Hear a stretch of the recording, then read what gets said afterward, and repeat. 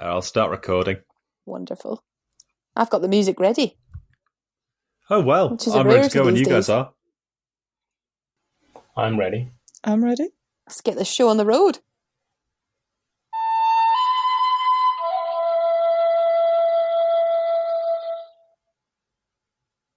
Lovely. You know, that sound just makes me be at inner peace.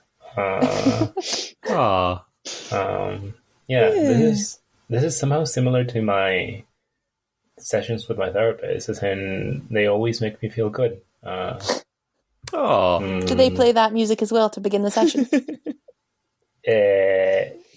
Yes. Well, that explains it. Yeah, I'm happy that we're meeting so soon. yeah, me too.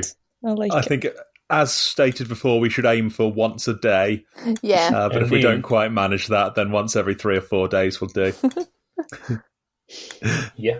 Fernando, you picked this film, didn't you? Indeed, yes. I picked Cuties. Cuties. Because, well, I mean, I only read about it. There were some articles about, it was a Republican senator from Texas saying, calling for Netflix to remove this from their library. And he was asked, well, have you seen the film? And he said no. And then I thought it was interesting that people that hadn't watched the film were calling for its removal. So I was just interested in what could it be that was so egregious that just the rumors of something being in it made you want to destroy that piece of art, I guess. Yep. Mm-hmm. Now that you've seen it, do you see what they were getting at? Now that I've seen it, I think that they probably should have seen the film first. Yeah. And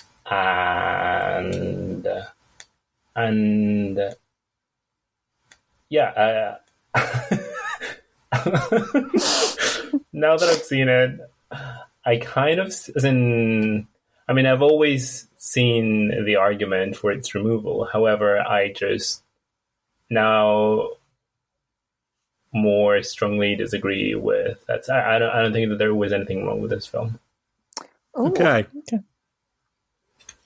Laura. Sounds Laura, like why do you want to ban this film? How did you get that?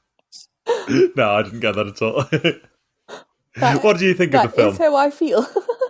Right. I thought that it could have been a good film, but it was so difficult to watch and so appalling.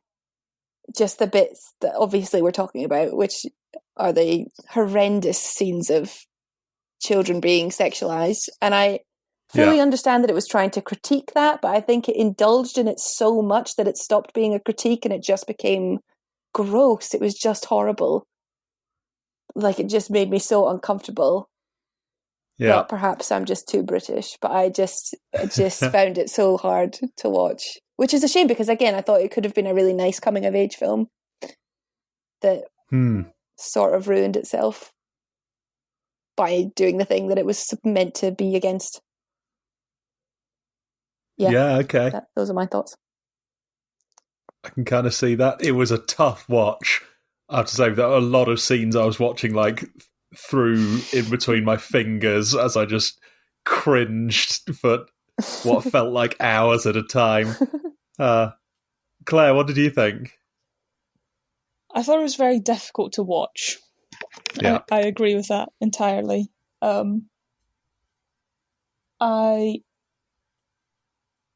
think that was very deliberate.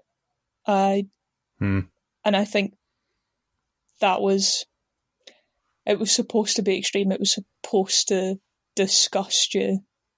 To show just how precarious that situation is in our society.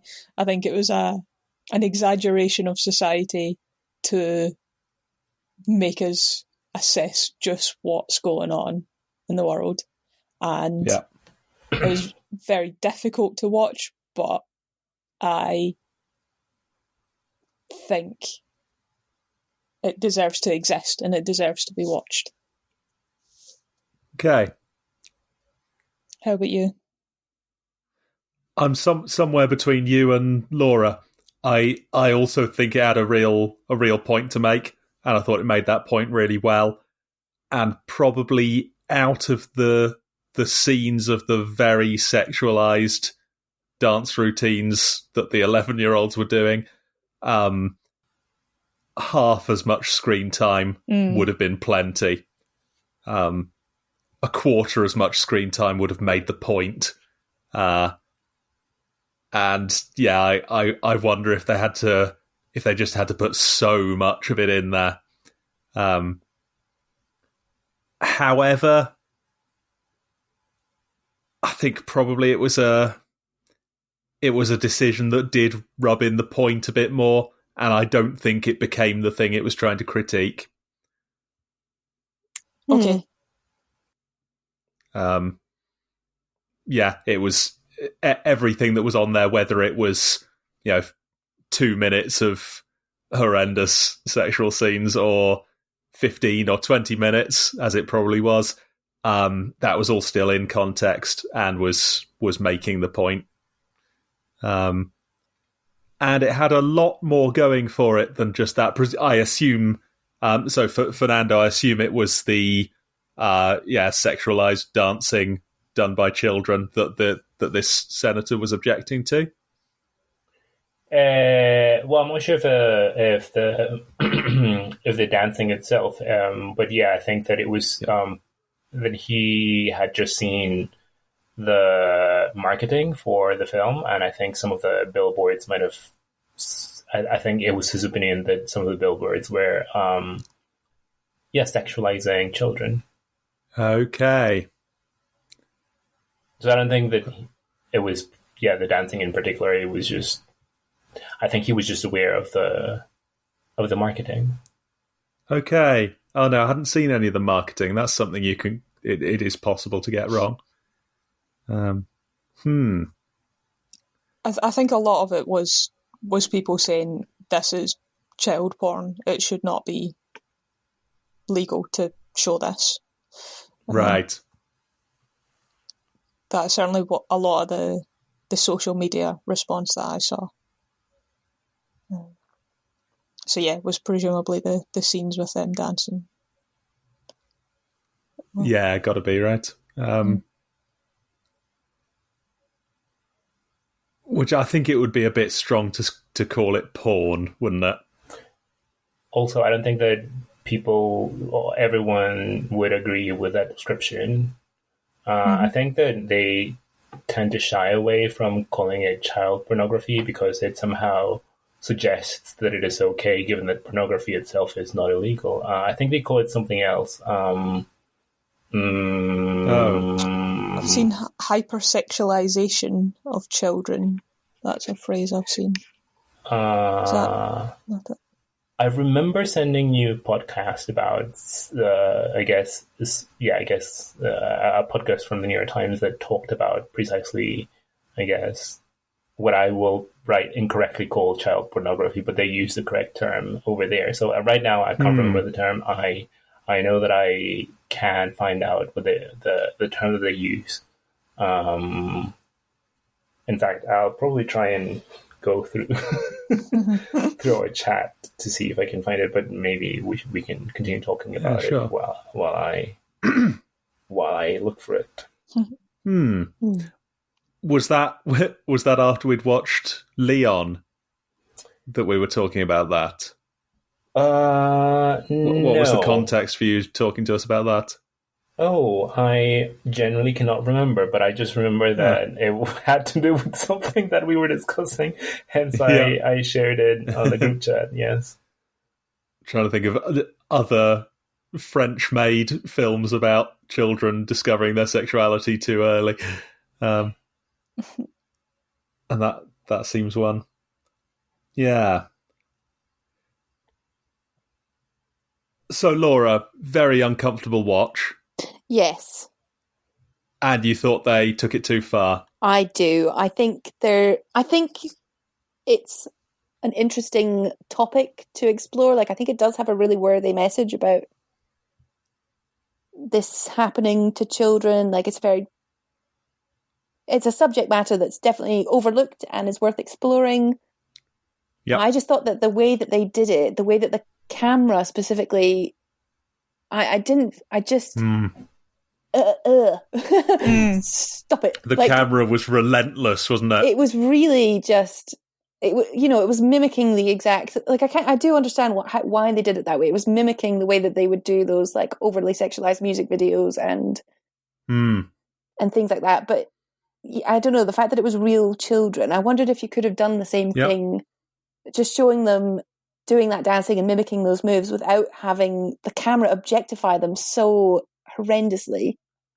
Like, just the way that I'm seeing the music that they chose, the way that I'm seeing them move and dance and gyrate.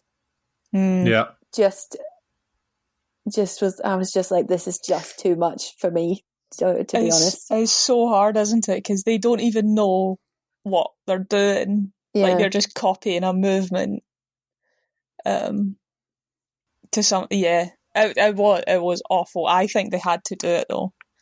I think they really had to, just slap you around the face with it.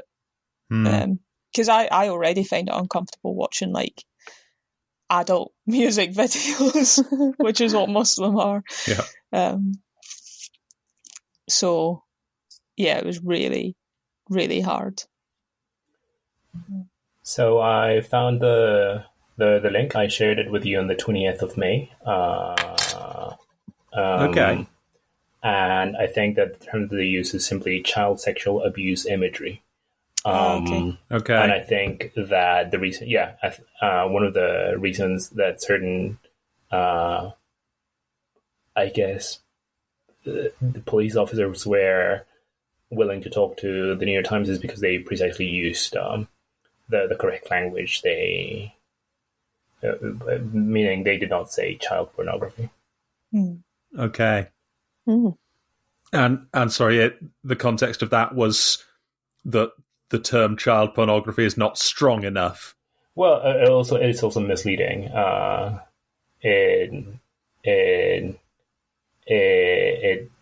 say that it tends to suggest that it's okay to watch. Yeah, in the same way that it's maybe okay to watch pornography. Uh-huh. Yeah, okay. Oh, I see. Yeah, so I'd be coming at this from the opposite side, which is to say that even the term child porn would be too strong for what we saw in this film. This was stuff that was deliberately shot to be uncomfortable and inappropriate.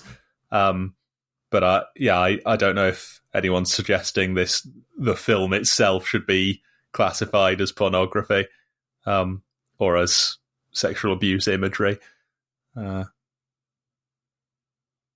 no, I think that might be a bit strong. Maybe I don't know. That's not to say that it wasn't perhaps too much. Anyway, yeah. I take it this was an 18.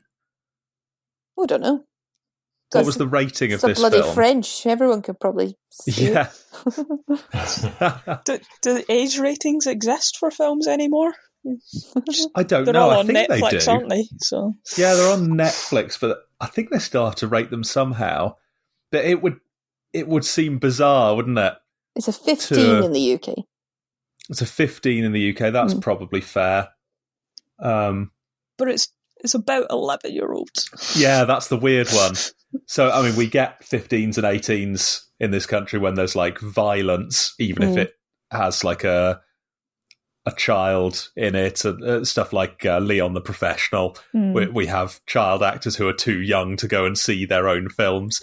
But this one feels different somehow. It almost feels like younger teenagers should see this, although maybe they wouldn't understand it in the same way, and that could be bad. Like as a warning story for them. Exactly. Yeah, this has a really important message for young people. But then, I don't think it was made for young people, was it? I think it was made for adults.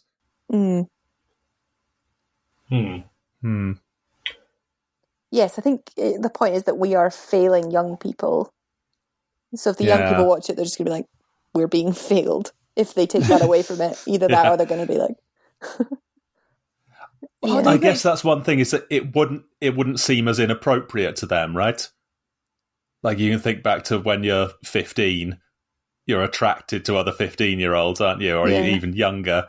You find people your own age group attractive, insofar as you find anyone attractive.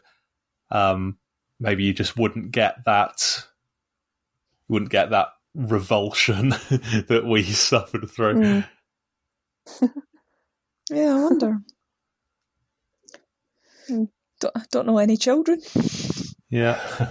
Well, or else we could ask them. I do have, I guess, a different perspective, and again, I did not find any scene difficult to watch. Not particularly, not particularly sexually suggestive. Furthermore, What? I did not think that that it was something inappropriate for the children to be doing. Maybe because I've seen many children in real life dancing like that. Maybe because of that. I guess because I am from a different country that listens to very sexual music, and where the topic of sex is ubiquitous in art. So rather than focusing on the specific kind of dance that they were performing, I focused on the protagonist experience. I actually don't remember what her name is. Amy. Amy.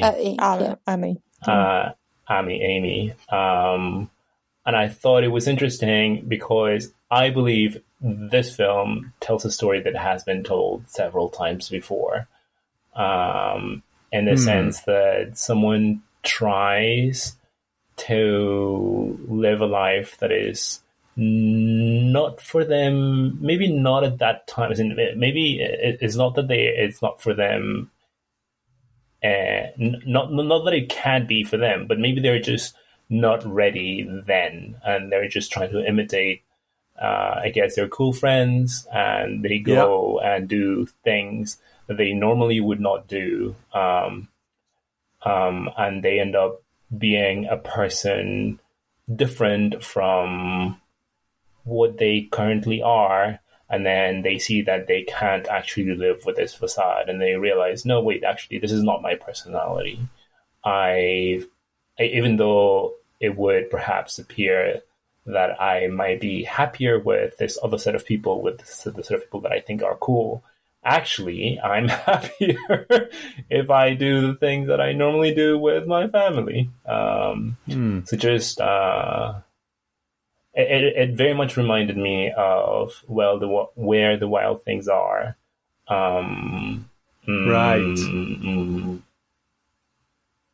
There is a scene where the months. I can't really explain why. I guess that I would have to think more about this, but I thought it was a story that has been told before, told in a different in a different canvas, I guess. And did you think it was an effective retelling of the story?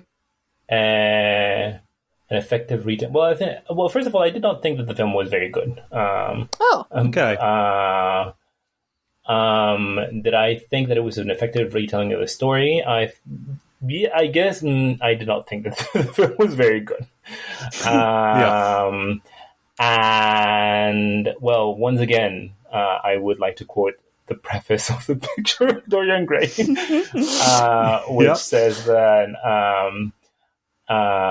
What does it say? I will once again preface picture of Dorian Gray.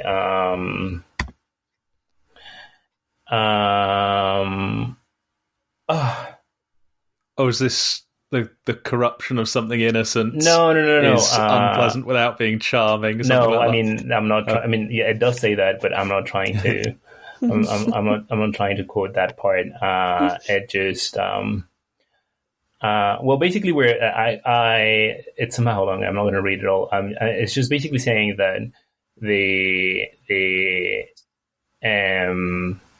that the art doesn't tell certain that whatever we get from a certain piece of art is a reflection more of our own rather than what the artist wanted to say.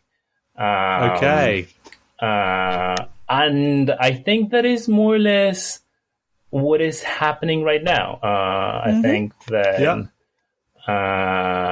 you'll have opinion A that is basically based on our cultural interpretations of things. Yeah, sure. And then I have opinion not A. Let's say B. Yeah, B, where maybe they're not completely disjoint. Maybe, but they're certainly not equal.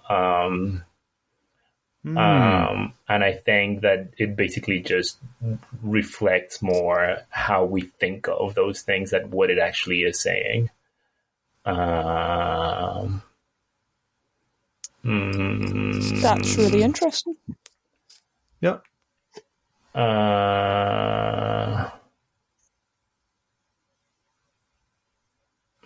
You're definitely right that the reason I formed my opinion of this film was very much based on just how I see myself and my society fitting into it. Mm-hmm. Well, I mean, please go on.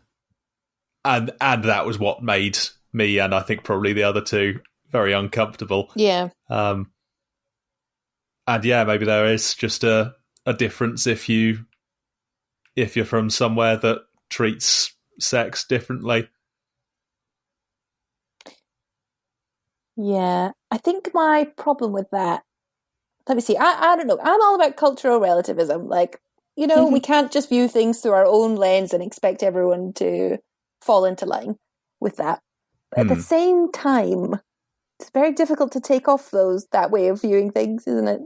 Especially when it gives you such a gut reaction. And I think my problem with this is that not that didn't come about because people were so open about sex and things like that, because, repression leads to bad things as well. But I think this was them internalizing or taking just this relentless media of women being objects and women being, sexualized objects, essentially, that is extremely patriarchal and idolizes a very young kind of, I'm not expressing this well, like it does sexualize children, our societies, in a way that I just don't think, even if I could disregard my own cultural understandings and perceptions of things, that I'm too entrenched in this. I tried there for a second, but I can't. You were doing well. Yeah, that was good effort. Thank you. You're allowed to have a belief that something is right or wrong. Yeah. Yes, I think that's where I wouldn't necessarily be opposed to people being very open about sex and including maybe not trying to hide that entire world and conversation and things from children, because then it's weird when they do grow up and, things like that. But this wasn't that, was it? This was just a filtering of very disturbing patriarchal ideas that's then being explored, mimicked, just taken in a horrible way by children. Yeah, that's my thoughts. Yeah, and I imagine the filmmakers would agree with you on that. Yes, yeah, I think that is what they were going for. I think that's what they were going for. Definitely. Yeah. I just don't know if they did that. I see entirely what they were trying to do. And I think they were partly successful and partly just went a bit too far with it. But that's just my opinion. I don't think they should be deleted or removed from Netflix even, because it provokes interesting conversations and does deal with a very important topic in an unusual way. If they did go too far, then it was because they were deliberately pushing it. That, as we've said, they could have done much the same film with a neutral camera angle that showed some little girls playing around and trying to be all sexy. But they decided to zoom the camera right in, do it just like a music video, and the worst, like most obvious example of these kinds of music videos, just like that, and treating the way that the camera and the director treated these little girls as if they were adults, sort of dragged the. Go on. That's how they were behaving. They were mimicking adults. That was how they saw themselves, wasn't it? They felt like they were in the music video. They felt like they were, like they were just the same. They didn't have this understanding of how different it was. And I think that they presumably only realised that at the very end when they got the reaction of the adults in that show, that so many of the adults were kind of horrified by it, and that they would just not have realised that, and perhaps that's a result of people not being open enough about sex with them. So this is what I'm wondering in terms of the cultural differences Fernando's talking about, because is it because we are so sexually repressed that any time anyone gyrates, we see it as a sexual act or mimic? Whereas if you just incorporate that into dance and life and your day, then it sort of neutralises that action. Meaning it's got less of an effect. So if a child does it, it's not, oh my god, this kid is like being sexualized. It's just, oh, the kid's just doing one of the actions that people do. Whereas it's so out of place for us that it's kind of, maybe it's more representative of our repression than the sexualization. I would like to read, I think I found it, I would like to read just certain excerpts that are not consecutive, but I think that somehow illustrate my point. Oh, please. So I think that some of the sentences that somehow illustrate my point, or what I wanted to say is, no artist is ethical sympathies. No artist is ever morbid. And then he also says, all art is at once surface and symbol. Those who go beneath the surface do so at their peril. Those who read the symbol do so at their peril. It is the spectator and not life that art really mirrors. And that is all I wanted to express. Yeah, okay. I think that's a really good way of putting it.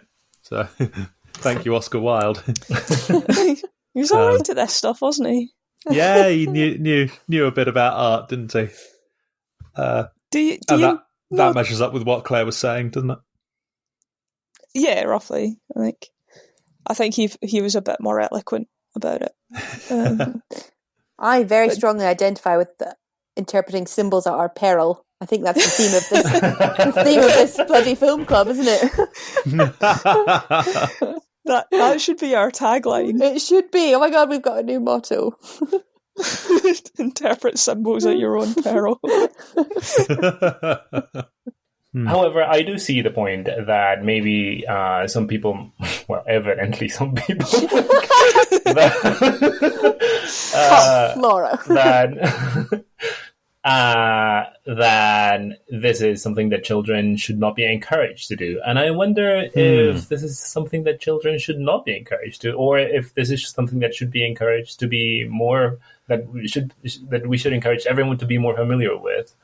I was thinking of that dance as a part of expression, and I do know that I guess that there are some dance classes that I never took that I wish I did, of different styles, say samba or regional dances or whatever. And this kind of dance is a particular kind of dance that perhaps would be perhaps would be more acceptable to some people in, say, adults.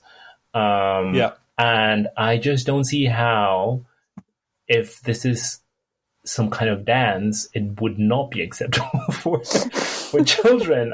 You just love to dance. Exactly. Let the children dance. Furthermore, I mean, this is something that is, I guess, happening in the real world. And I wonder whether, well, in my point of view, that there's nothing wrong, there's nothing right in the world, whether we should just, what should be done about it? As in, should it be censored? Should it be made more familiar? I don't know either. That's a really good question. I remember when I was in primary school, we did a dance that was copying a music video in front of our assembly. I mean, it was nothing like that. It was just like I think it was, what's that, Lady Marmalade? Right, that was what it was. I can't remember what the dance was. It involved a lot of just standing around for me in the back. Yeah. That was always my favourite dance move, was the stand still. I've carried that into adulthood. Yeah. But yeah, I think dance is a really valid form of expression, and I think this is a complicated issue. But what I want to say is that it's whether we like it or not, it is associated with a sort of provocative, sexualized way of moving and being, and that it contributes to the objectification of women. But also, on the other side, women can do whatever they want with their bodies, and Beyonce, good for her. She seems empowered. Beyonce. Yeah. But then we must, of course, say that. Well, I say we must say. I would say children shouldn't be allowed to do whatever they want with their bodies. Yeah. We establish a thing called an age of consent because we decide that people who are too young are not responsible enough to be able to make some decisions for themselves, and maybe that's where this is all going a bit off for us. When we associate these movements with sex, we're associating that with children having sex, which is something that we have decided is a bad idea. Yep. Wait, I think that the reason, is that the reason there is an age of consent? I thought that the reason there was an age of consent was to protect children from adults, to protect children from sex. Sure, but I think the idea is that children might well willingly do things that they will later wish they hadn't done. But that's the case with everyone. It's true. It's more the case for children. We can't expect children to be informed enough to decide for themselves. I just don't see that argument. So how about if we take it to the extreme? A baby sees a cliff edge and wants to crawl off the edge of it because it wants to smell one of the flowers that it saw halfway down the cliff. The baby needs to be prevented from doing that because a baby is unable to make decisions. And at some point, we get to a point where we should basically be allowed to do whatever we want. And if that causes harm to ourselves, then so be it. But at some point, we need to be absolutely protected from anything because we're so young and so fragile and have so little understanding about the world around us that we really can't make any decisions for ourselves. And somewhere along the line, we're able to make different decisions as we go through, and deciding what kind of sexual activity to engage in at what times, what is an appropriate age for that, and that's a question that different countries and different people throughout history have had slightly different answers for. But I think most of them have come down on it's older than 12.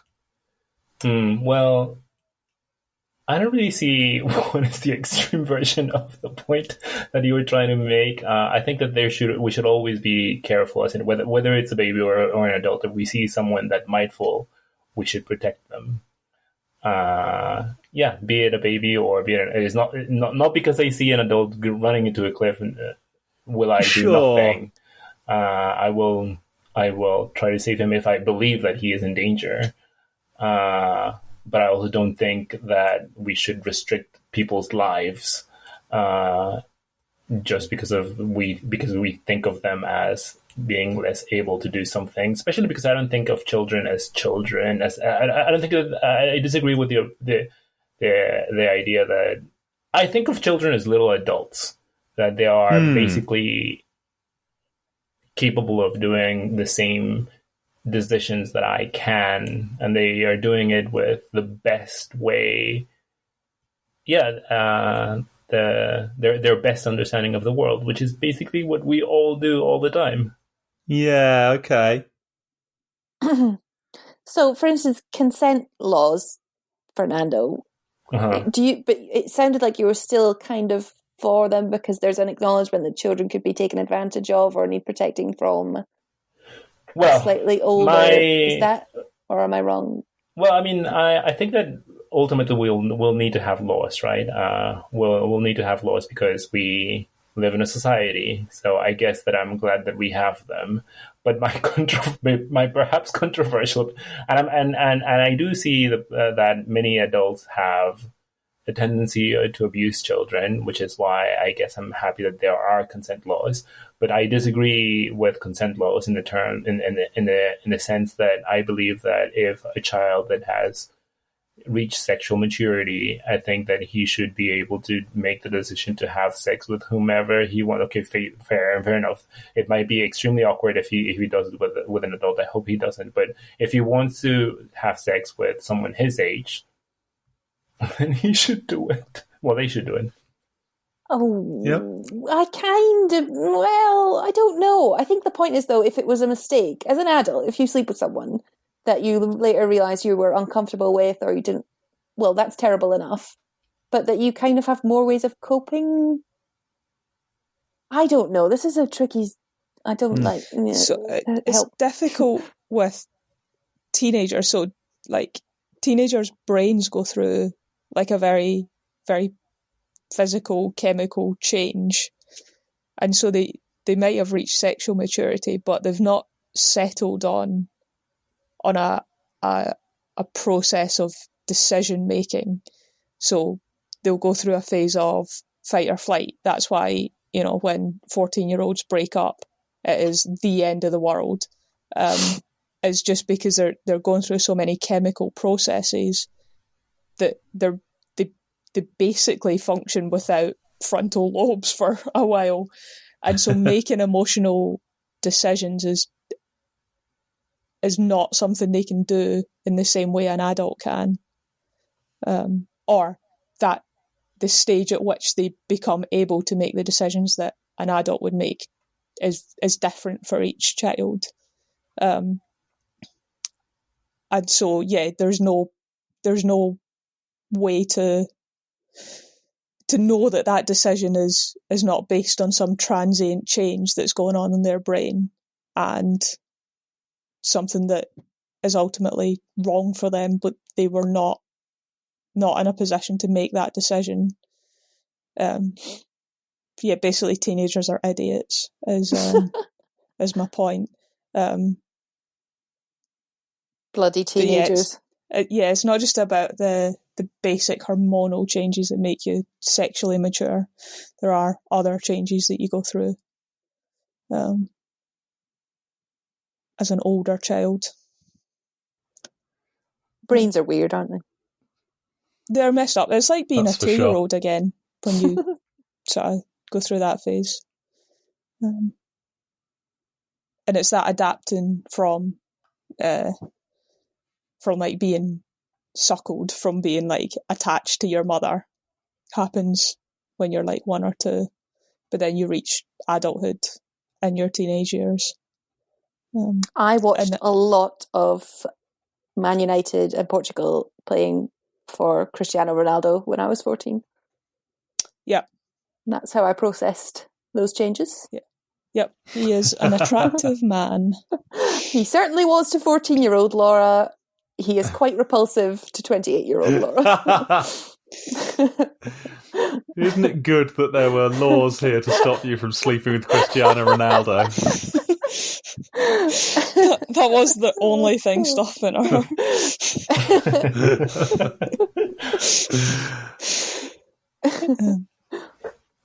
What else about the film? Yeah, so Fernando is quite right that this had a lot more to it than just the sexual elements that we've talked about so much. And I think it's a shame if we miss out or we forget about those things because of these few shocking characteristics the film had. You called it a coming-of-age film, someone did. Yes.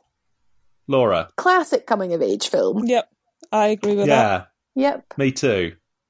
Fernando, was this a coming-of-age film?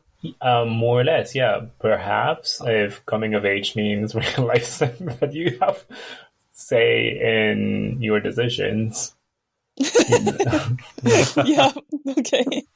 So what do we mean by coming of age film? Do we mean a film where somebody in some part of them grows from being a child into being an adult and they learn something about who they are and who they're going to be? I think that's the key, isn't it? Not necessarily an adult, but there's a change, isn't there? There's a kind of a growing up a bit where something is happening. They go through some experience process and discover more about themselves. Yeah, through that. Yeah, I think that's a good way of describing it. And this had that almost perfectly, didn't it? Oh, we had a young girl who didn't really know anything about the world around her, with a wide-eyed fascination about some other people, and she eventually met them and understood more about them and became part of something bigger than herself, and then took it too far, went through a crisis, loads of other stuff going along all the time. And I was so glad that there was that sort of happy ending where just a little bit she ended up comfortable with who she was and knowing who she was. And knowing who she wanted to be, and that was a perfect arc for me. I really enjoyed that. I really liked the way it ended as well. I thought it was really nice. It was kind of like this sort of childhood innocence. Like, they are still children, and there's still a kind of joy to be had in childhood. Yeah, that was it. It was her growing up was her realizing that it's okay to be a child. That's quite beautiful, isn't it? At what age were you when you learned it was okay to be a child? I still don't think it's okay to be a child. I think when I have a child, I'll simply not see him until he gets his PhD. Great idea. Yeah, skip all the messy bit. Yes. What? Some people don't get PhDs. Well, in that case, he will never get to see me.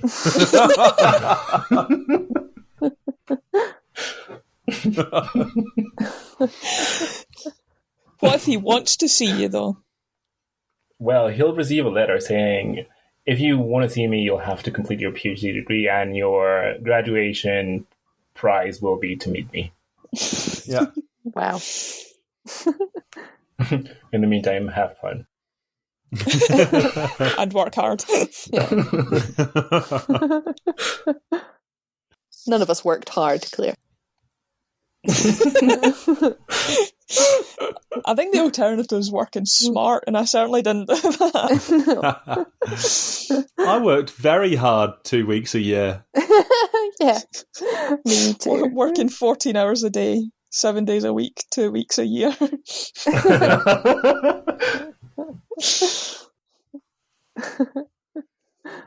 Wasn't she good?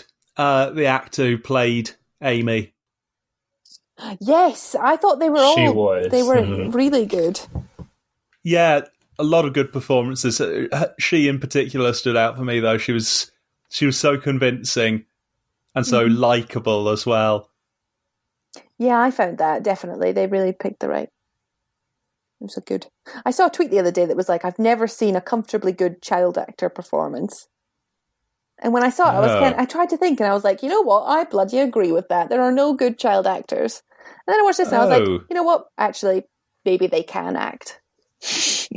Yeah, it's a shame there are so many bad child actors. But she was good, and the kids in Stranger Things are good. Yes. And Emma Watson was good. Yes. I think you're the only person in the world that thinks... Oh, wait, apart from Laura, you're the only person in the world that thinks so. I think she was good in the first one, and then she got appalling. Honestly, Emma Watson was one of the worst. She was worse than Daniel Radcliffe, I think, by the end. Yeah. Oh, wow. Well, maybe not worse than Daniel Radcliffe, because crazy. He was a challenge to watch sometimes. He's great. Maybe I love that's him a as conversation a for another time. Yes, we keep Well, that's what film comes about, isn't it? Wild tangent. Yeah, that's true. Although we have to go in 20 minutes. Oh no! Yeah, what did we think of her family? That was a messed up home. Yeah. Gee, I can see why she was looking for somewhere to escape to. What do you mean exactly? Well, so there was being treated like an adult at home, having to look after her brother. Yeah. Essentially raising a child. Her mum having some sort of understandable breakdown because her husband's away finding another wife. Yeah. This new, my dad's wife has this beautiful bedroom while she's living in squalor. Like he cares so little about her and her brothers. And this being forced to be a grown-up, being told that that religious indoctrination, all religions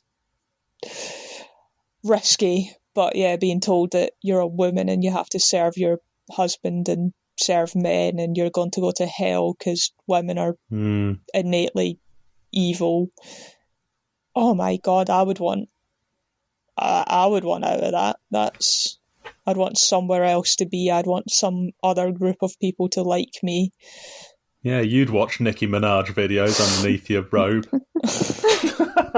Oh, she was so going to get caught. That was outrageous. Oh, that was stressful. Yeah, I didn't care for that. That's the good thing, though. When other people are praying, they're not allowed to open their eyes. So even if they see you doing it, you can be like, well, you weren't praying properly. You were cheating. You think that would have worked with Auntie, do you? Maybe not. Should have been like, oh yeah, good one, you got me. Let's all watch the video together. I actually found Auntie quite likable. For some reason. Yeah. Like, I get she was a complicated character, but yeah. And she was formidable, and she was scary, but she really helped out at a lot of critical times. Yeah. Did she? She was not a bad person, was she? Yeah. What did she do to help out? I'm trying to think now. I think she got them the flat in the first place. Didn't she? Well, yeah, she was talking to them about how it was a good project, didn't she? And she was always giving the mother advice and helping her out with things when her mother was completely going through a breakdown. She made her phone all of her neighbours to tell them that her husband was taking a second wife. Is that? I don't know if that's helping and supporting. She knew the thing to do, didn't she? Even if it was even if it doesn't seem like the obvious thing. So I was just thinking about when she was so cross with Amy for running away, and then saw that Amy was on her first period, and she said, right, oh, I see what's happened, don't worry, that happens to everyone, here's what we're going to do, let's clean the clothes, talk to you about this. Wait, that's not the way that she approached it. She laughed. I thought it was in a nice way, though. Yeah. I thought it was in a I thought that was in a nice way. Like, I was really cross with you, but now... Like, you think you're dying or something, don't worry, this happens to everyone. Here's a story about when it happened to me one time, blah, blah, blah. Yeah. Somehow likeable. Or flawed, though. And it was really good at the end when she got sent away by Mum. Yeah, I mean... So they definitely needed someone to be a parent in that household. But I don't know, Auntie... I don't know. I don't think she was the right person to be teaching people how to be a good person. I think she was very... Oh, sorry, go on. I think she laughed at her when she was getting her period. I think she was belittling her. It was a... Oh, you think it was like a mocking way? Yeah. Oh. I don't think it was a... I agree. That's what I got from that image. I was like, she's not being helpful. Oh, right. That's so weird that we've interpreted. I thought she was being kind. Yeah, we got that very different. Yeah. I think I would not have spoken to her after that episode. I was like, oh, thank you for mocking me. I don't want to talk to you ever again. You're dead to me. Oh. Just because you're on your period and you're emotional doesn't mean you get to talk to people like that. I would have just had those thoughts without expressing them, and then... Yep. You'd have expressed them through your dance. No, I would. Like I said, she would have exactly. I would just pretend that my grandmother no longer exists. Yeah. And then she'll get you exercised. Oh yeah, let's take part in some religious ceremony that amounts to torture. That'll be good. That'll help nurture this child who's clearly in need of emotional support. Yeah, no, Auntie didn't do it for me. She might have been possessed by a devil, Claire. Yeah. I mean... That's a check. Yeah, they were being responsible. Suppose. I think, those characters were very guided by religion, and I would feel very uncomfortable critiquing that too harshly. Again, because of the relativist thing, like we need to understand things from within and understand the community aspects, the sort of comfort, healing, blah, blah, blah. Yeah. I just don't understand enough about it. We should ask someone. I think that I disagree with a lot of those behaviours as ways to nurture and care for someone who's in need. Yeah, okay, when you put it like that, that's fair. When you put it reasonably. Sorry, I don't mean to ruin it. I think there's worse things you can do when someone's broken the rules than flick them with water and pray. I think that, if nothing else, that shows them that you care about them and that you maybe don't think it's entirely their fault that they did something wrong. Yeah. But then it's absolving them of responsibility. Like, she did something wrong. She deserves to be told, you made a choice and you got it wrong, but we still love you. Instead, they were saying, it's not your fault. There's something evil in you that we hate. And so we'll remove the part of you that's carried out that behaviour.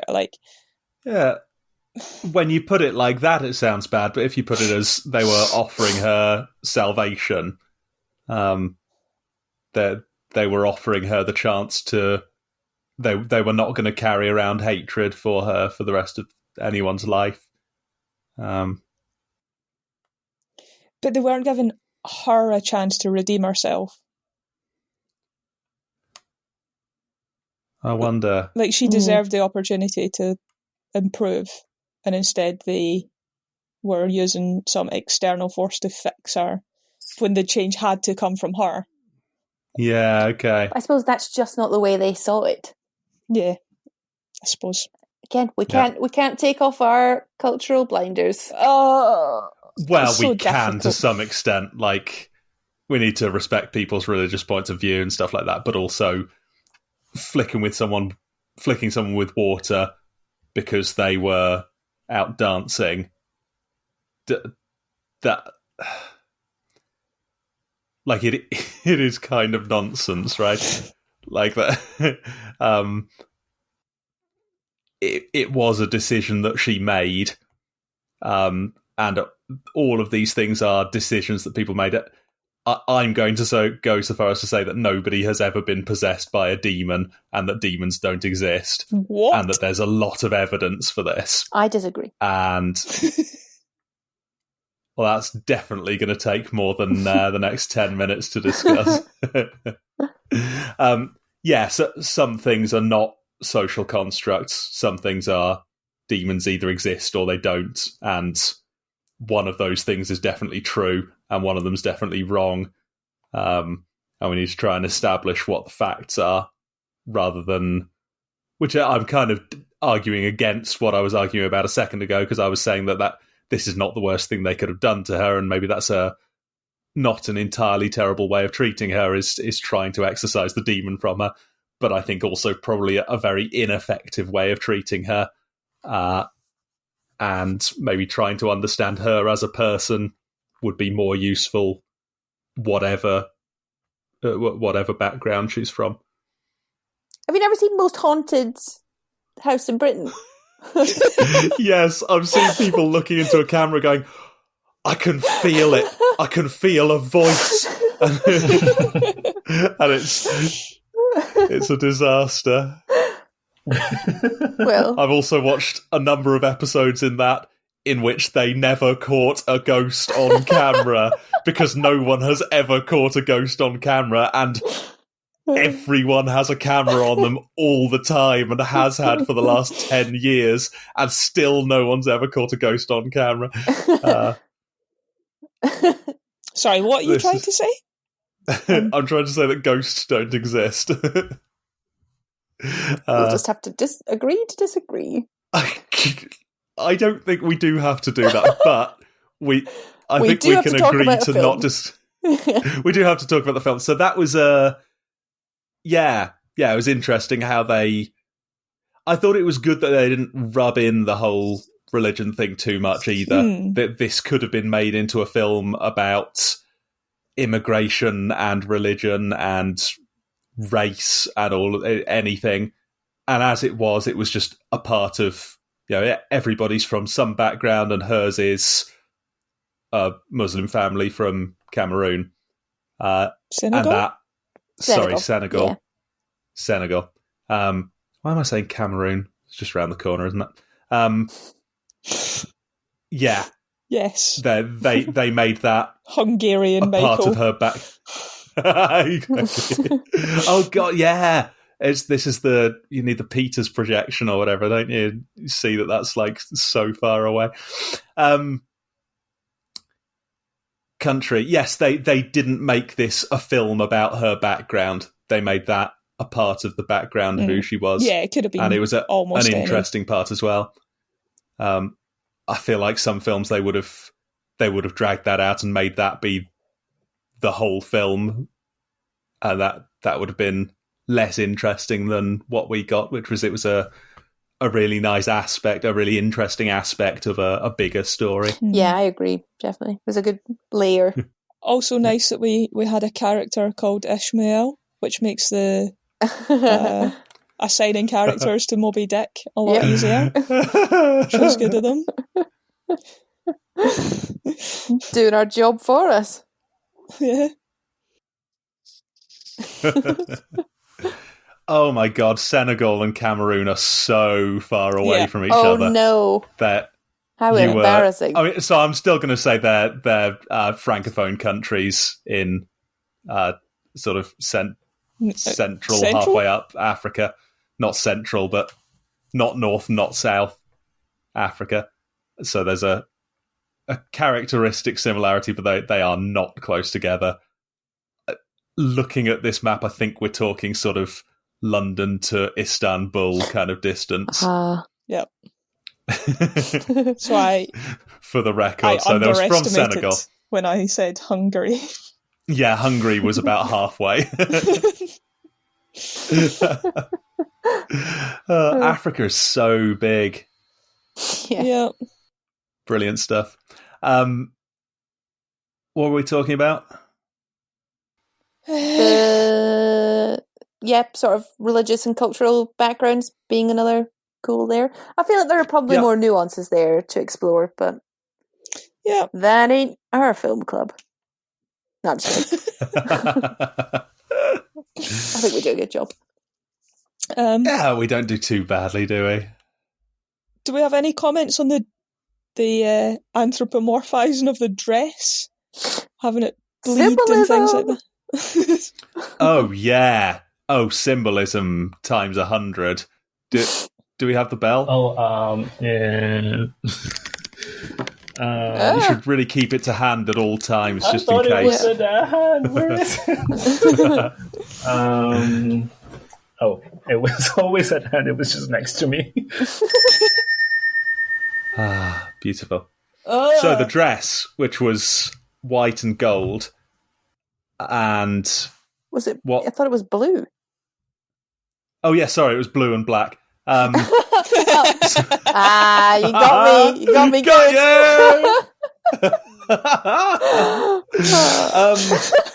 Yeah. So the dress was her turning into an adult, right? And becoming a wife and becoming like the other women in her family, and she was terrified of that, right? I thought it was obligation and responsibility to her traditional, just obligation. That's what it meant to her. Or ties. Yeah, okay. Restrictions and this binding. But yeah, I guess, yes, that we're seeing responsibility and adulthood and yeah. Yeah, you're right, though. That's broader than what I was saying. Yeah, that sounds right. So, tied to the obligation to attend her father's wedding while her mother is still in the same house. Yeah. Yeah. Yes. So that's right. So she was scared to start. What happened? It started moving and sort of blowing up as if it had somebody inside it. Yeah, it looked like and then later bleeding. On it bled. Yes, which I assume is connected to her getting her period. Yeah. Yeah, that was about the same time, wasn't it? Sounds right. Yeah. They did say, today's the day you could become a woman, and then later on that day she got her period. I don't want to let that pass without acknowledging it. When did they say today's the day you become a woman? When they were taking her downstairs to start cooking for her dad's wedding. Oh, yeah. And then later that day, she got her period. So. Yeah, and then her mum came in and said, and was so unhelpful and just said, you're a woman now. Great, see ya. Which must have fed into this, her trying to act older than she was. Oh, you're right. When that was course. all she was getting about growing up from home is just right, well, you started bleeding, so you're an adult now. Was she a man before? Yeah. That was her becoming a woman. If that's the only thing she's getting, it must be very difficult to subtly internalize this, but you're not supposed to dance like adult women. Yeah. Interesting. Could someone help me with the very end of the film where she's jumping on the skipping rope and she jumps higher and higher and higher till she's jumping 4 stories? Was I supposed to get something from that? Or was that just a nice, happy, cheerful ending, like at the end of Grease, where the car drives up into the sky? Yes, I think it was a Grease ending. I think it was a... Well, no, the ending of Grease is Sandy's died of her. She's been in a coma the whole time, and this is her passing on into the next life. Oh my God, we've got to pick Grease. I want to hear all about that. Yeah, so maybe we weren't meant to pay too much attention to that. She's jumping and jumping, and she's really happy, and everything's skippy and bouncy and beautiful, and we can do anything we want. Yeah, I think in the lead up to that, there's some symbolism with the two outfits laying on the bed, and she's rejected both of them to go downstairs and be the child she is. Yeah.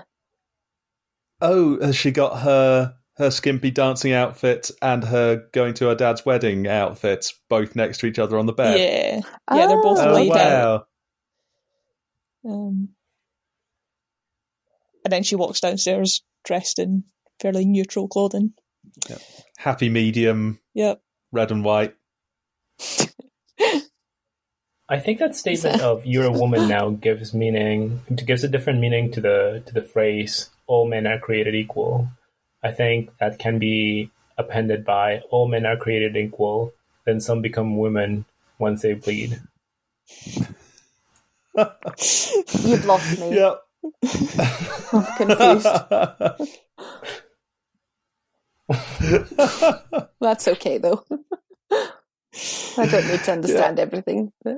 It would be a very confused statement to have in the US Constitution.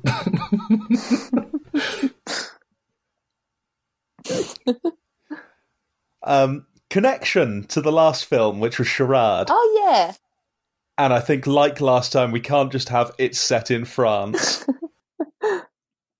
Well, I thought we came up with a good one last time, but I can't remember what it is now. Yeah, someone came up with a really good one. What was the previous film? Charade. Before that. And before that was Infame. Oh, there was the bathroom weird mating ritual. Yeah, that was it. But yeah, for these ones, this had some funny stuff going on in the bathroom as well. But no, I think for this... Oh, go on. Oh, there's just the... what could be construed as abuse of young women. There's an unhealthy relationship with young women. Yeah. Like her flirting with her cousin. Oh, yeah. In Charade? Yeah, she was much younger than... 30 years younger. Yeah. Although I'm going to go out on a limb and say that that's all right. She's an adult. But I guess... Yeah, she was like 30. Yeah. He was like 60. Yeah. Yeah, he was 55. It takes all sorts like double to make a world. That's fine. The cousin's less than double Amy's age, so... That was definitely her taking it to the extreme again of like using her body to... She realises that she can manipulate adults into... Oh, yeah. Same thing happened at the laser tag place. To much creepier results. But anyway, what the connection... the laser tag place? They're going to call the police, but then she starts dancing and the security guard starts eyeing her up in a very creepy way, and then they let them go. I thought he was eyeing her up. Yeah. Yeah. But I think, again, it's making the point that, like, it's abusive. Or not abusive, but, like, we're being made to feel uncomfortable by that man. He's a wrong un. Yeah. Connection. Cute little French boys who do cheeky things that they're not meant to do. Like, eat all the cereal. And eat all the cereal. And fill the bathtub with water. God, that was stressful. That was more clowning around in bathrooms, wasn't it? Yeah. That was the fun side of it. They did a good job of her as she was leaving her sort of family environment and going out. She became a more and more neglectful sibling. She begins at the beginning by being really caring and being very... But she has all this responsibility and roles that she then starts rejecting, but it sees her relationship suffer as well. Yeah. You even see that in, like, counting the cereal. You hear her counting out the first time. Then the next time she hands him some and just says the number. Yeah. And the next time she's like, oh, you count it. Yeah. You see that progression, which is cool. Yeah. I have actually said all of my thoughts on this. Great. I think I've just about said all mine. We're nearly at 8 o'clock, so if you need to go, we could stop now. Oh, you guys could carry on without me. I'll add myself in later. Never. Just, Any last thoughts from you two? how was she charging the mobile phone? That was annoying. Good point. Maybe they had chargers.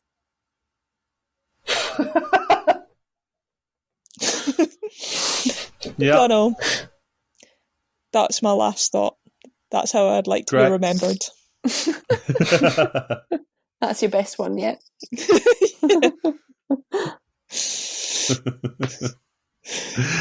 I think you've come up with many better ones than that, for which you should get credit. No, that's me. Defining commentary.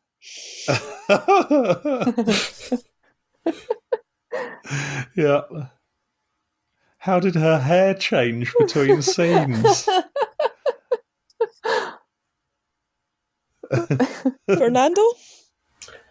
I thought that she could have put the man in a lot of trouble. I thought that there was going to be some kind of consequence to her uploading pictures of her vagina.